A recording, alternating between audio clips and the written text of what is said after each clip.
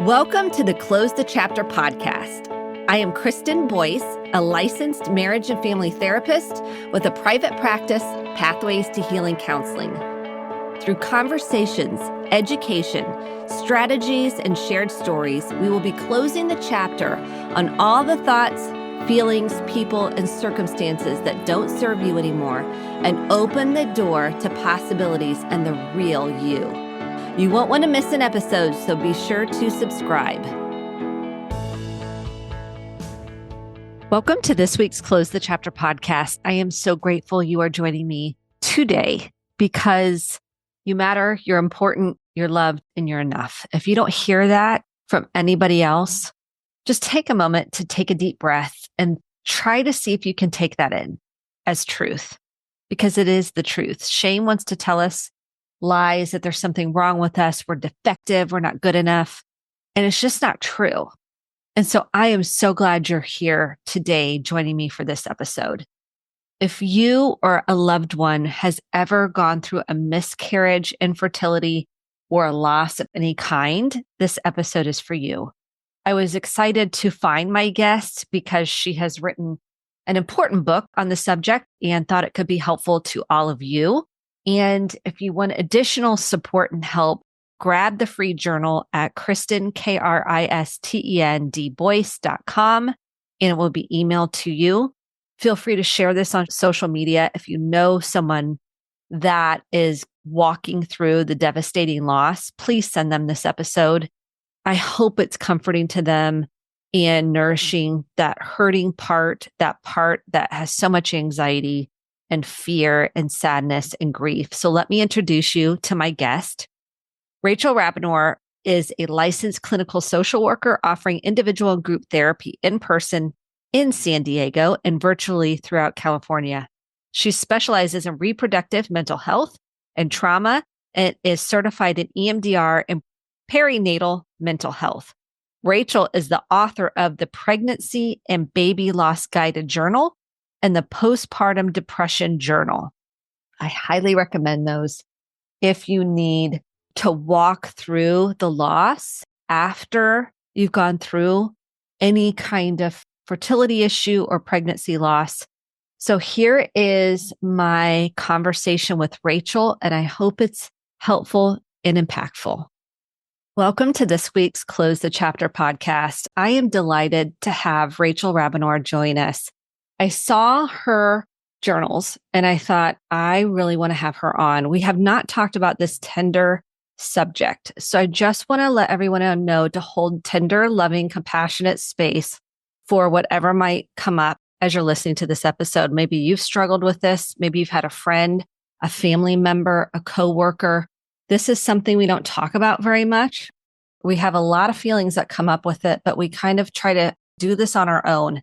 And I want to really encourage those to know that you're not alone and there is support available. So Rachel wrote the Pregnancy and Baby Loss Guided Journal and the Postpartum Depression Journal. So Rachel, welcome to the Close the Chapter podcast.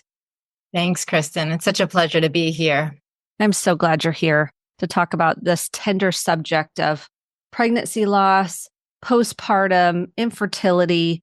There's so much here. What got you started really specializing in this area? Well, I'd say that I was always really passionate about women's health and reproductive rights. I've been going to marches and women's marches since I was in my teens. And when I was in my mid-20s, I did some traveling in Central America and really got attuned to the injustices of reproductive rights throughout at least the Western Hemisphere. And I developed this real drive. I wanted to work for Planned Parenthood International and their Western Hemispheres program.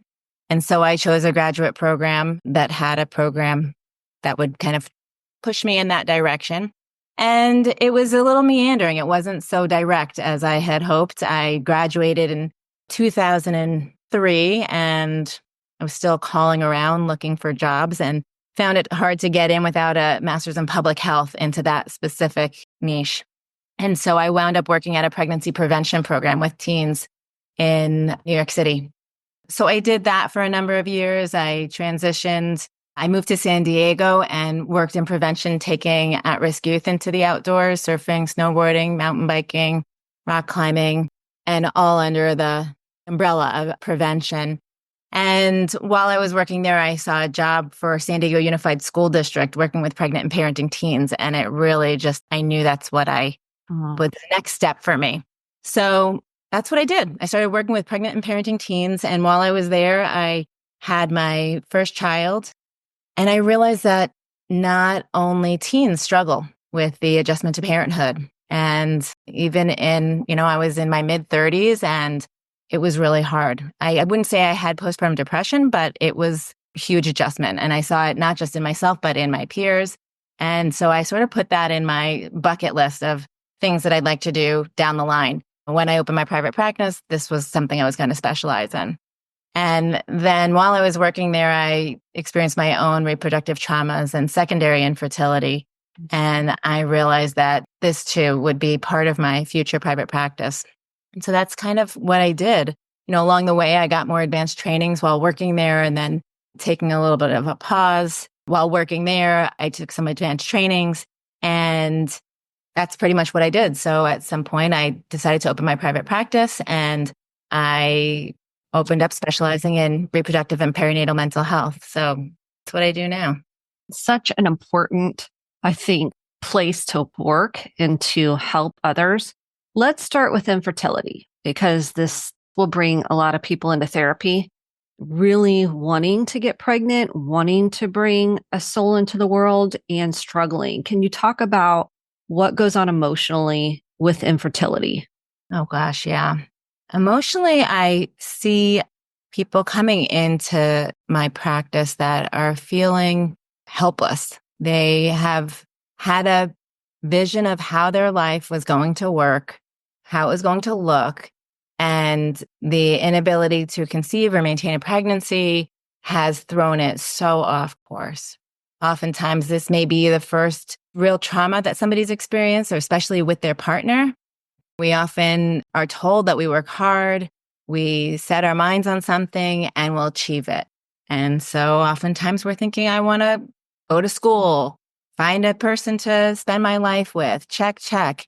I want to start a family. And then there's this big bump in the road, a real challenge to making that come true. And that can be so disorienting, so anxiety producing, lots of feelings of guilt and shame, whether it's for themselves, for their partner, for their family, this idea that this is what they were supposed to do. So I see a lot of those feelings of a lot of sadness, a lot of depression as well. It's really complex. Yeah, and a lot of grief. Yeah. So much grief. So much grief for what they don't have. The yearning, the mourning of watching others, their peers, their family members kind of move ahead and not being on the same page and not being able to share in those experiences. So many layers of grief. Yeah. And how do you recommend, let's say someone's walking alongside someone that is experiencing infertility and people say things they mean well, and it can be very triggering to somebody going through infertility. What could you say to people that are walking alongside someone? What would be some helpful things to say, to do, and maybe some not so helpful things to say and do? That's a good question. I find it is really so unique. There are some kind of general guidelines that I do feel show up over and over again, but I always will find somebody who has a preference for saying something completely different. Or so common things that people enjoy hearing are, I'm here with you. I love you. I'm so sorry you're experiencing this. How can I help? This feels so unfair. I wish this wasn't happening to you. Really just empathetic love for that person, sharing your empathy, sharing your love, your care. Those are some of the things that people almost universally find really helpful. I'd say the things that can be challenging for people for a number of reasons are when we try and solve the problem. Have you tried this? Or have you thought about adoption? This is the way it was supposed to be. I guess it wasn't meant to be. Those kinds of things can feel so, what's the word? Dismissive of somebody's pain. And it often sounds as if, even though there is a good intention, it sounds as if somebody's afraid to get close to those painful feelings that the person is experiencing. And so it feels easier, perhaps, to say, this is how it was meant to be, or it'll work out. Like, well, how do we know it's going to work out? We don't really know it's going to work out. And that's scary. That can be really scary for somebody to not be able to comfort their child or their best friend or their partner and to say, like, yeah, this just sucks. Like, we don't know how this is going to work out. Like sitting with someone in their pain. I mean, in their sadness and their grief. And people going through fertility treatments. This is the other piece. It can be a roller coaster ride, not only for the hormones in the body, also emotionally. I mean, talk about that process, the roller coaster of someone maybe going through infertility treatments. Yeah. There are some similarities, whether somebody's going through treatments or not, just in terms of that waiting period, the 2-week wait, the anticipation of ovulation and hope. Hope is that positive thing. Nobody's in this because they're hopeless. Everyone is hopeful that this is going to be the month, and that downward fall after finding out that it didn't work. That feels pretty universal. I've seen whether somebody's going through treatments or not. When somebody is going through infertility treatment, there's a lot of pressure because of, well, the cost, how much money people are investing into this hope, a lot of anxiety about whether they're using the right types of medication or treatment, whether there's something different that their doctor could or should be doing. I mean, there's anxiety embedded in both ways, right? There's just this major roller coaster of ups and downs, hope and disappointment, which people go on over and over and over. And it's very exhausting, physically, emotionally, to be waiting for so long and hoping and putting so much energy. The waiting is really hard. Yeah, we're not really taught how to wait. And people think, oh, I'm not good at waiting, as if there are people who are. And I mean, I haven't met those people yet. I'd like to, but I haven't met those people that say, I'm really good at waiting. This is easy for me. Most people say, I'm not good at waiting. Yeah, it really pulls on every ounce of you, from your thoughts to your emotions to your body, to it just kind of can preoccupy so much of you, the waiting process. The waiting. Yeah, the waiting and the anxiety by how much you want this. It is just heightened. All of your emotions get so heightened because this is just something you want desperately, and you don't have a lot of control over it. There's such vulnerability in this, and just releasing and trying to release. Like, I am having faith in this provider that is going to help me build my future. That's a big thing, trusting your provider. I mean, you're relying on the provider to help facilitate this enormous emotional process. Oh, yeah. And to bring you your future, to build the future that you've been dreaming of. Yeah. So let's talk about also this whole subject is very tender and very delicate because it's such, I would say, can trigger so much grief and pain. The loss of a pregnancy, a loss of a child, a miscarriage, a stillbirth. Can you talk about that process? I know it's unique to the individual, but in general, what is that process emotionally like? And then how can we begin to heal? I think there can be initially, everybody's story can feel so different, can be so different, but there's often the experience of shock to learn that you've lost a pregnancy or a baby. Nobody's anticipating that. Usually that's not something that people are on the lookout for. And even when people have had prior losses, there's still, of course, there's this hope that it's different. It is a different pregnancy. Each pregnancy is different and should be full of hope because they do work out. And so the shock of finding out that this pregnancy is not going to last or hasn't lasted can really begin with a state of shock, devastation, despair, helplessness, hopelessness, feeling that real lack of control. How am I going to make this happen when I don't really have a lot of control? And does depend, where along the timeline that somebody's lost a pregnancy and how some of those emotions show up. Even in early pregnancy, when somebody loses a pregnancy, I often will find people feeling like they've done something wrong when we know that there's nothing that you can do wrong when you've in early pregnancy. There's nothing that going to the doctor earlier or being checked, they cannot save a fetus, a baby before 23 weeks. That's just not possible. So it's very emotional. So a lot of guilt I see. There can be shame, very similar emotions to infertility, a lot of anxiety with what am I going to do different? How am I going to make this work in the future? And a lot of sorrow and sadness for what all those dreams. People start planning and thinking about the future as soon as they find out that they're pregnant. It's not like, oh, we wait till the baby arrives and then we make the plans. No, as soon as that baby, we know the due date, we're thinking about all the holidays that the baby will be here for, all the different events that you'll be pregnant. Oh, I'll be this much pregnant at so-and-so's wedding, all of the different pieces of our life and how we identify or imagine ourselves being at those times. Those are all part of the dream, the story that we have developed. And all of that has to be mourned, which people don't always realize right away. But that's a lot of, right? It's all the love that you have, all the care, the intentions that you have for this future of yours that has to be mourned. And I find that people, let's say they have a friend or another family member that's pregnant around the same time, or they become pregnant and there's showers and there's posting on social media and there's their excitement and they feel this, it's a trigger. It's a real trigger. How does someone navigate that when they see they want to be happy for them and yet they're devastated at the same time?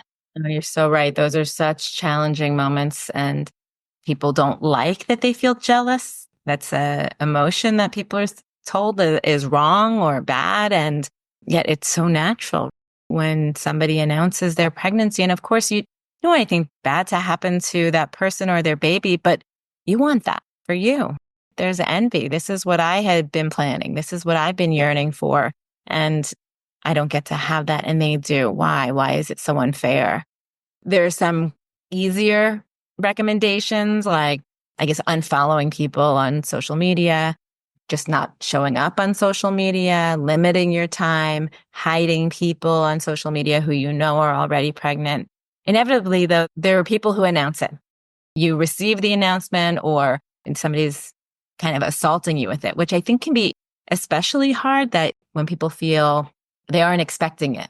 They just think that their friend is cruising along and not anticipating or not even knowing that they were trying. And whether they get an announcement via text or on social media, it can be very disorienting. And sometimes when people know that their friend is trying, they'll have conversations with them in advance. Or that's something that we talk about a lot, is letting them know how you'd like to know. You want to maybe something that's popular I see in my practice is people really seem to like being notified by text so that the person has time to digest it, not being put in a dinner full of people where they have to just respond kind of organically in that moment, but being able to process it on their own and then slowly adjusting to that news and being able to reach out and make contact as they're ready. That can be helpful. Again, kind of limiting social media or even taking a break from it can be really helpful and important.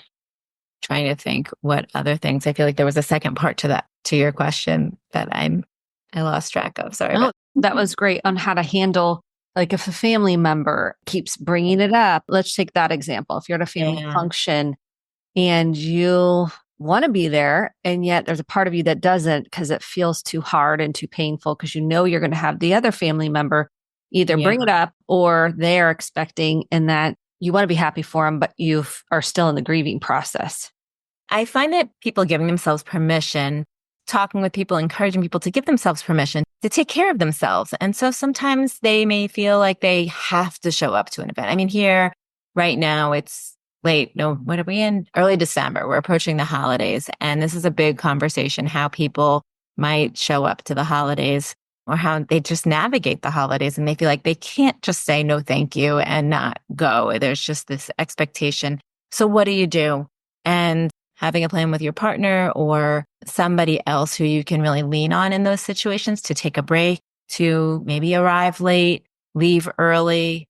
Do you have to be there the entire time? If you're not having fun, if this doesn't feel good for you, if this feels harder than better, how can you really honor what's happening for you and take care of yourself? This is a season. This isn't forever. And it's important to really acknowledge what you're experiencing and how you can care for yourself best. So those are things that can be helpful. Sometimes having like a code word with your partner or some way of saying, I need to take a break. Let's go for a walk, but maybe even in more quiet terms so that they just know it's time to go. Or like I said, taking a break with them can be helpful ways to navigate some of those hard moments with family. What are the do's and don'ts now? Do the same do's and don'ts apply for infertility as a pregnancy loss? What does someone say? How do they approach it? What don't, like, these are things stay away from? Because a lot of people don't know what to say, so they don't say anything.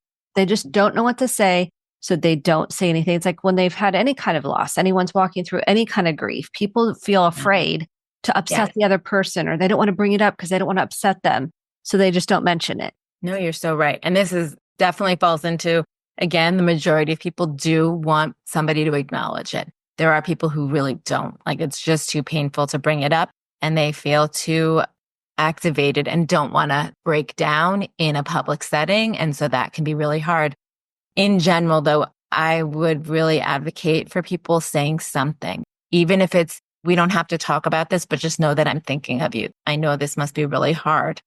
So something as simple as that, like giving them permission not to say anything, but also making sure that you are acknowledging that you know that they are struggling, that this is not easy.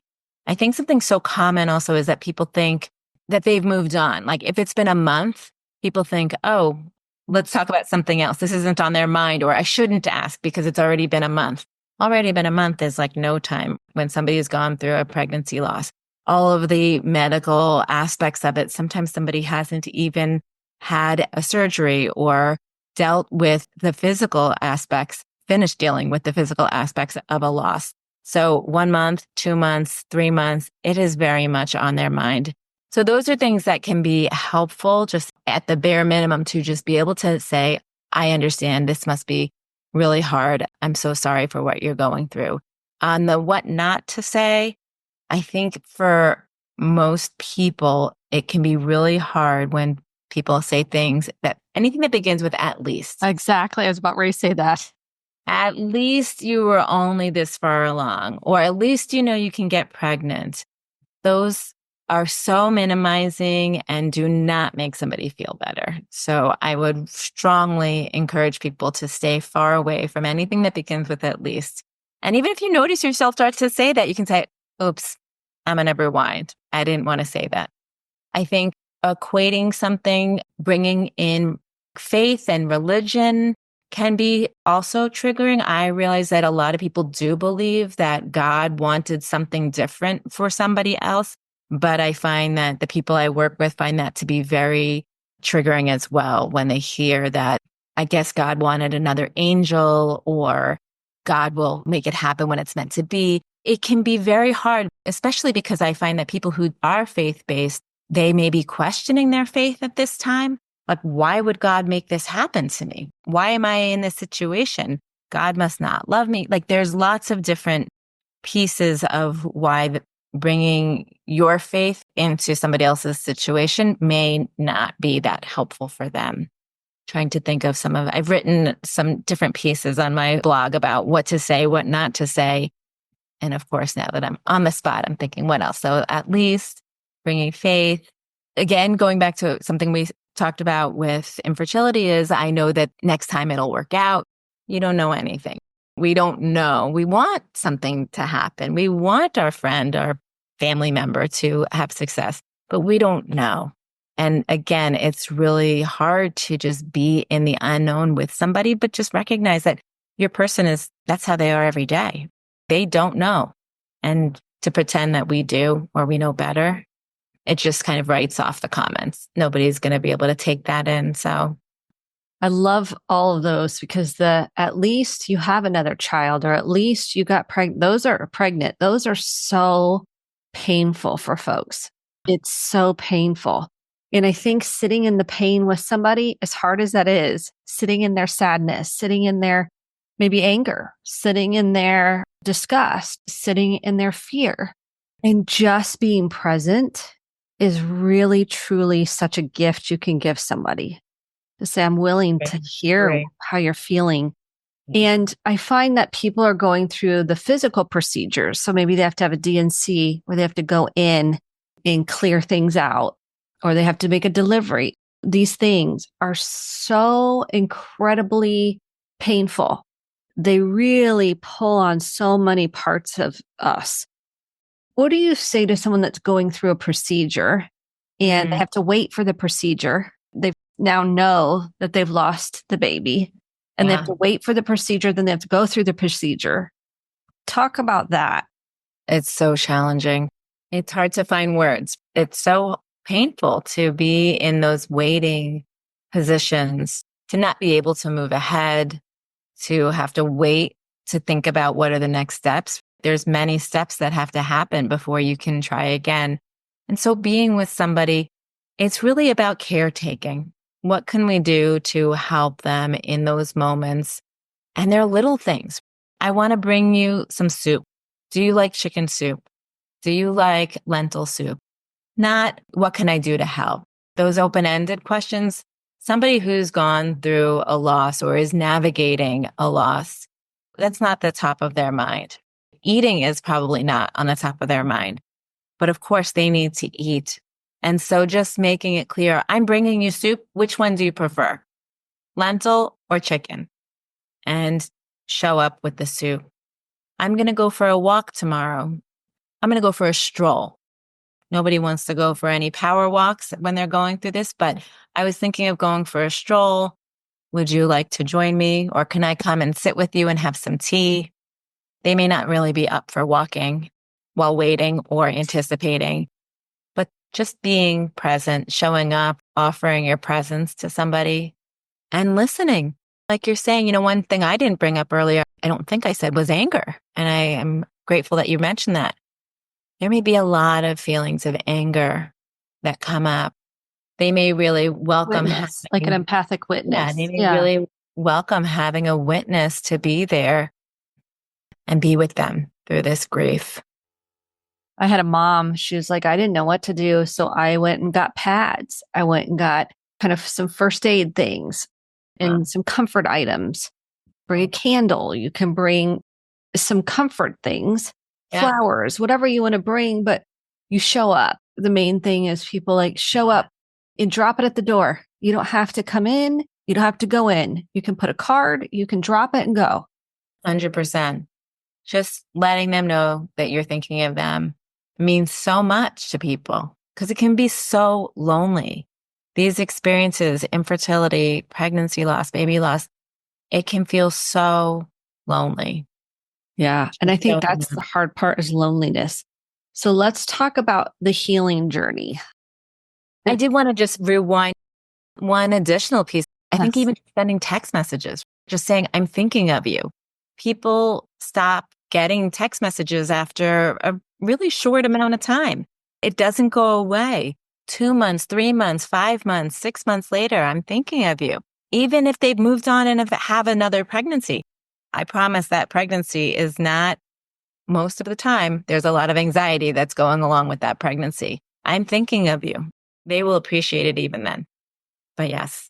I find that anniversaries, like if someone can write down the date Yes. of an anniversary of a loss and then remember that date. Oh Yeah. my goodness. That is so helpful to somebody. So what I will do is I'll put in my calendar because we can't possibly remember everybody's what we call like trauma dates or grief dates or death dates. Yeah.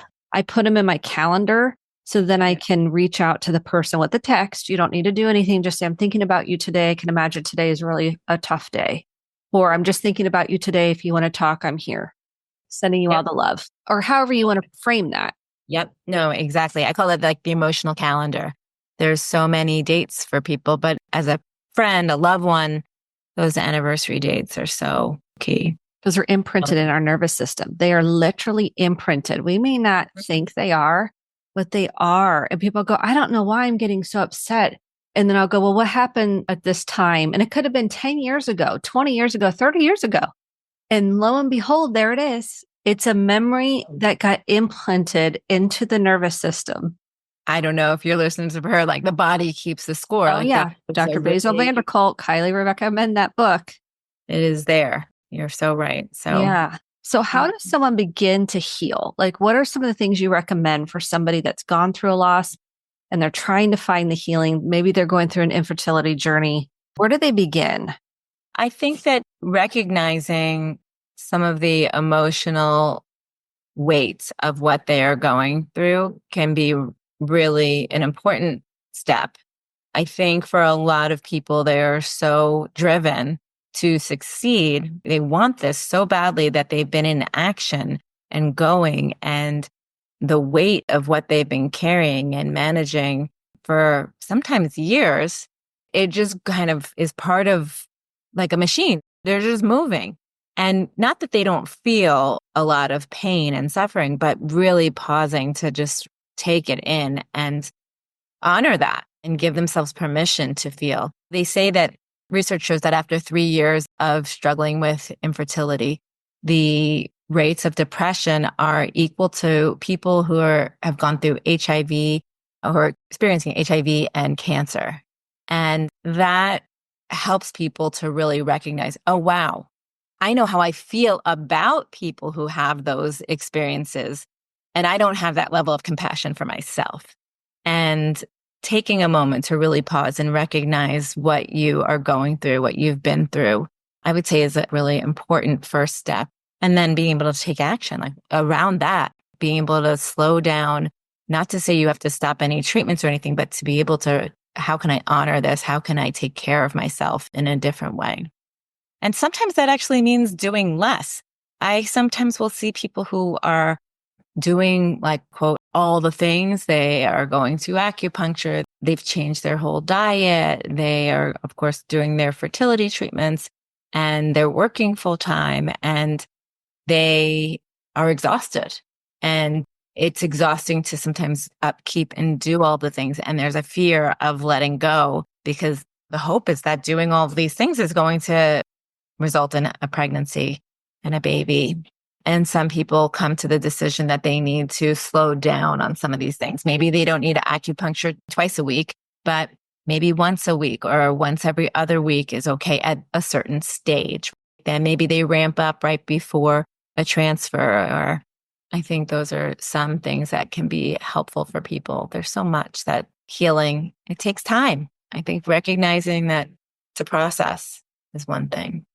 And feel the feelings. The more we feel, the more we heal. I know we don't sometimes want to or like it. Yeah. If we shove it down or we're numbing it or we're not connected to it, at some point, the body's going to just take that on and it's going to scream at you. So this is one thing is super hard, and it will help you heal, is really processing the grief of what you've gone through. It is. It can be hard to do it. Like how? How do I do this? Where do I begin? How do I start? How do I allow myself? There's a lot of fear. If I open up this watershed, how am I going to stop the tears? How am I going to make it to work or school or wherever I need to go? How am I going to do that? And realistically, you are carrying it around with you already. And so cracking that door open and giving some space, you may find that there's actually a relief that comes in acknowledging what you're holding. And rather than, I'm not going to ever be able to stop, it may feel very cathartic. And of course, there's lots of great support. We're in an era where thankfully we've got telehealth options where people can access support virtually. By support, I mean both a therapist, groups. There's lots of virtual groups available, whether they're peer-led groups or professionally led groups that can be really helpful for a space where decreasing the feelings of being alone and being in community with others who understand what you may be going through. I've been running infertility groups for the past 8 years, 9 years, and people come for a variety of reasons. The most popular are to feel less alone and also to learn skills, to learn coping strategies.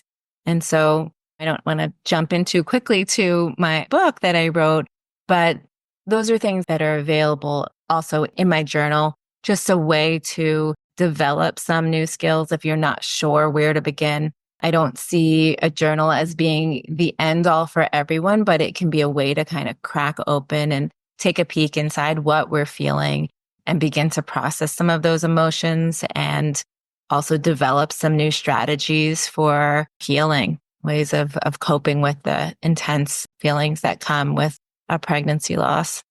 I really highly recommend your journal because I think that can help someone. Let's say you feel really overwhelmed right now. You don't even know where to begin. Get the journal and start there like that. And it gives you ways to begin to cope. It walks you through it. And I think that helps somebody who's in overwhelm shut down, right? Dysregulation to say, okay, I want to elite. This will be the one thing I do is start here. And then you can see if you're going to start a support group. I highly recommend those as well. Like you said, you have one. And I think not doing this alone, like we know isolation will increase how you feel and make it feel 10 times worse. I really believe that because you feel so alone. Oh, and the shame that comes, right? The shame is just like busted wide open when people go into a group and realize like, I'm not the only one. Other people not only going through something similar, they feel similar. They don't want to go to that baby shower. I'm not the only one. I'm not a horrible person for not wanting to hear so-and-so's pregnancy journey story. That doesn't make me a bad person. Yeah. So glad you said that. Is there anything we did not cover that you felt like was important to this healing journey for somebody? I know there's a lot. We're trying to do it in such a short amount of time. I know that you're going to share. There's lots of resources in my journal, but I want to make sure that I give some resources for anybody who wants them instantly. If you are experiencing pregnancy loss or baby loss, R2Z Hope. That's Return to Zero Hope. They're a great resource that you can find providers throughout the country. This is in the United States. I believe they may have some internationally as well. I'd have to double check that. Postpartum Support International, they also have a lot of great resources, individuals, providers, that would be a great resource. And resolve.org is the National Infertility Association, and you can find individual therapists as well as groups that are both peer and professionally led groups there. So, and then what is your website? It will be in the show notes too, just for people that want of course, all that you post on your website. RachelRabinor.com. That's where you can find me and information about my book and all kinds of stuff. And I'm linking Rachel's books in the show notes, and it will also be in the newsletter. If you're not on the newsletter, it's kristendboyce.com/free resources. So it will come straight to your inbox and you can just click on the link and buy there, which will, I know everybody's like, I like the resources. So this is fantastic that you've provided so many resources. I'm going to just say my last question. It's one of my favorite questions, and it's not tied to what we're talking about. It's tied to a growth and healing journey. What have been one or two books that made the most impact in your life that have maybe spoken to you or they stick with you?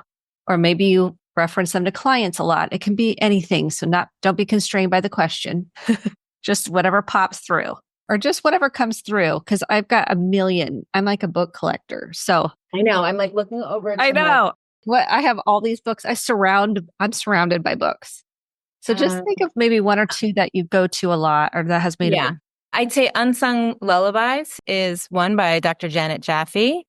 And that is one for pregnancy loss.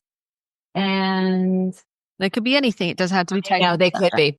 I would say one of Brene Brown's books. I'm trying to think which one. Rising Strong, Gifts of Imperfection. I think it was her first book, the one I have actually done her training. And I thought it was just me, but it isn't. Yes, that's her first book. Yeah, I went through the training too. I love that. Yeah. I think that one was probably the most aha for me. I know the other ones are more popular, but I love that one too. But it's the one that nobody talks about. And the title is just, I love that title. Yeah, me too. It speaks exactly to what we're talking about right now, right? Yes. So thank you for answering my on the fly questions. Oh, yeah. It's just my favorite question because you never know what will come through. And then you'll think of a million ones later. And Oh, you'll of go, course. but these two are meant to come through for whatever reason. So thank Yeah. you so much, Rachel, for the work you're doing in the world and the difference you're making. And this area of focus for you, it makes such a difference for so many women and families and men who are walking with or other partners that are walking through it. It doesn't matter who or just anybody walking a loved one through this. Thank you for the work you're doing and being on the Close the Chapter podcast today. I'm so grateful for you. Yeah, thank you so much for having me. Thank you so much for listening to the Close the Chapter podcast.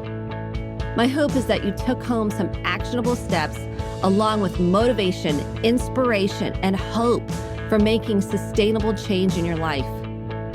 If you enjoyed this episode, click the subscribe button to be sure to get the updated episodes every week and share with a friend or a family member. For more information about how to get connected, visit Kristen, KRISTEN, Boyce, BOICE.com. Thanks and have a great day.